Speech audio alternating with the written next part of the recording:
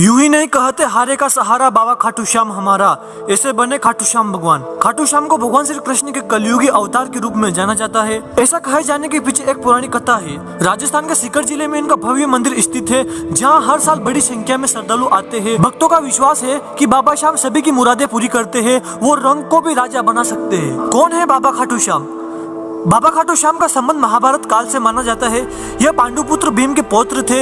ऐसी कथा है कि खाटू श्याम की अपार शक्ति और क्षमता से प्रभावित होकर श्री कृष्ण ने इन्हें कलयुग में अपने नाम से पूजे जाने का वरदान दिया। खाटू श्याम की कहानी। लक्ष्य ग्रह की घटना से प्राण बचाकर वन वन भटकते पांडवों की मुलाकात हिडिंबा नाम की राक्षसनी से हुआ। यह भीम को पति रूप में प्राप्त करना चाहती थी। माता कुंती की आज्ञा से भीम और हिडिंबा का विवाह हुआ, जिससे घटोत्कच का जन्म हुआ। घटोत्कच का पुत्र हुआ बर्बरिक, जो अपने पिता से भी शक्तिशाली और मायावी था। बर्बरिक देवी का उपासक था। देवी के वरदान से उसे 3 दिव्य बाण प्राप्त हुए, जो अपने लक्ष्य को भेद कर वापस लौट आते थे। इनकी वजह से बर्बरिक अजय हो गया।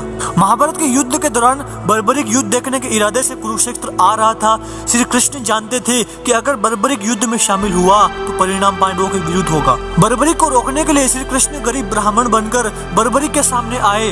अनजान बनते हुए श्री कृष्ण ने बर्बरिक से पूछा कि तुम कौन हो और कुरुक्षेत्र क्यों जा रहे हो? जवाब में बर्बरिक ने बताया कि वह एक दानी योद्धा है, जो अपने एक बाण से ही महाभारत युद्ध का निर्णय कर सकते हैं। श्री कृष्ण ने उनकी परीक्षा लेनी चाहिए तो उसने एक बाण चलाया, जिससे पीपल के पेड़ के सारे पत्तों में छेद हो गया। एक पत्ता श्री कृष्ण के पैर के नीचे था, इसलिए बाण पैर के ऊपर ठहर गया।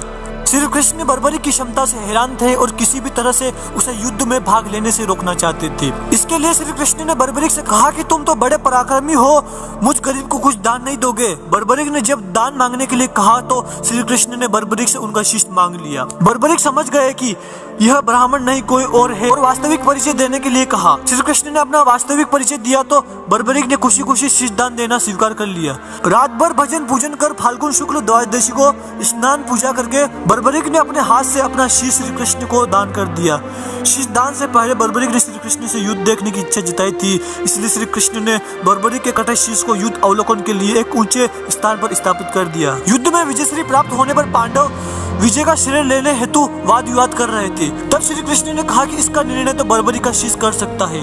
बर्बरिक के शीश ने बताया कि युद्ध में श्री कृष्ण का सुदर्शन चक्र चल रहा था, जिससे कटे हुए वृक्ष की तरह योद्धा रणभूमि में गिर रहे थे। द्रौपदी महाकाली के रूप में रक्तपान कर रही थी।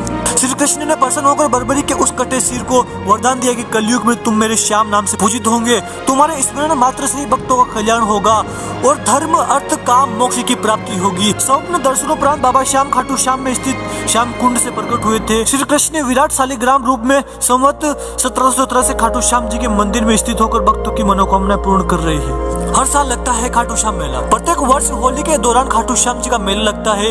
इस मेले में देश विदेश से भक्तजन बाबा खाटू श्याम जी के दर्शन के लिए आते हैं। इस मंदिर में भक्तों की गहरी आस्था है। बाबा श्याम, हारे का सहारा खाटू श्याम जी, मोरवी नंदन, खाटू का नरेश और शीश का दानी, इन सभी नामों से खाटू श्याम को उनके भक्त पुकारते हैं। खाटू श्याम जी मेले का आकर्षण यहाँ होने वाली मानव सेवा भी है। बड़े से बड़े घराने के लोग आम आदमी की तरह यहाँ आकर श्रद्धालुओं की सेवा करते हैं। कहा जाता है ऐसा करने से पुण्य की प्राप्ति होती है।